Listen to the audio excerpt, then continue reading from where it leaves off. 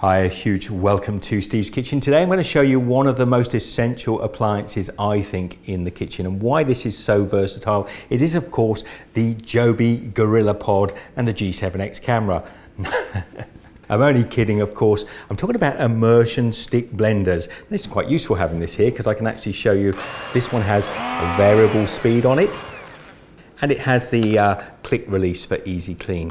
These are a really great tool. I'm using the Breville stick blender. This is not a sponsored video, by the way. I bought this myself, and there are lots of great ones out there. They're all fantastic. So really, use whatever you like, but this is 5 fantastic things you can do with an immersion blender and not a Gorilla Pod.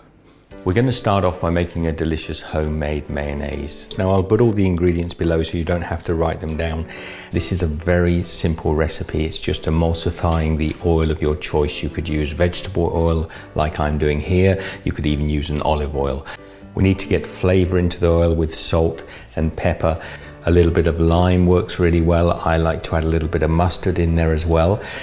And mayonnaise is just an emulsified oil. We're using an egg to emulsify this oil. Now it really does need a stick blender to bring the speed up to emulsify the egg into mayonnaise. But trust me, once you've made this at home, you will never go back to store-bought. Another super easy recipe. I've got a can of chickpeas or garbanzo beans. We're just going to take a couple of tablespoons of the liquid out of these. I'll drain them off and we're popping them into the container because we're going to be making fresh hummus. Whether you use dried or canned chickpeas to make this delicious hummus, it is ever so simple. We're going to drizzle a little olive oil, a small amount of tahini. We want to season this with salt and pepper, and that's pretty much it, unless like me you like a little bit of garlic in there as well. Blitz this up until it's lovely and smooth. If you want a little bit of texture in there, then of course you can stop a little earlier. I like to serve my hummus with a little bit of cayenne pepper on top and a drizzle of olive oil and a wonderful dish of my crisp homemade tortilla chips, which of course we made on an earlier episode of Steve's Kitchen. You can check that out on the channel. You just can't beat a delicious mango smoothie. I'm taking some diced mangoes. We're going to add in some coconut milk or almond milk and a little pinch of salt just to lift the flavors. Blitz that up with your immersion blender until it's thick and smooth. Serve it in a glass. Possibly, if you like, a few blueberries on top and a little bit of mint. And there you have a simple, delicious mango smoothie. Now I don't know anybody that doesn't love a delicious buttermilk pancakes. Starting with our egg, adding in some all-purpose flour, some delicious rich buttermilk,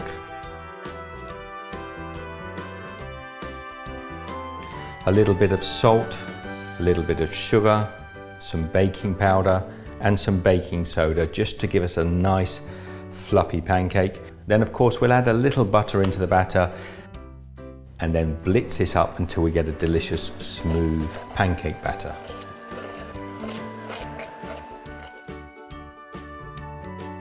You'll want to cook these in a skillet or frying pan, a tiny amount of butter just for flavour.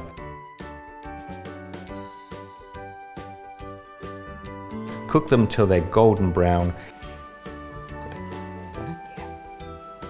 And if you're anything like me, serve these with some delicious Canadian maple syrup and a little bit of butter. And then just kick back and enjoy. For the last recipe, we're going to kick it up a notch. I've got some seasoned vegetables which I've diced up. I'm dicing up some beautiful ripe tomatoes. We fry those vegetables in a little olive oil, season it well, add in some herbs.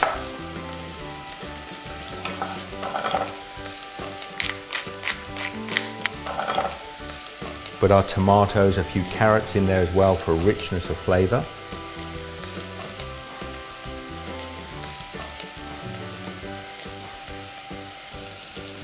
You need to add into there at least 3 cups of vegetable stock. And you simmer this until all of the vegetables are soft and tender.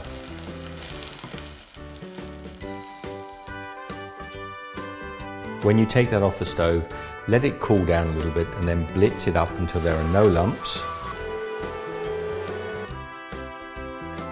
Lastly, add in a really good quality rich cream, a final blitz.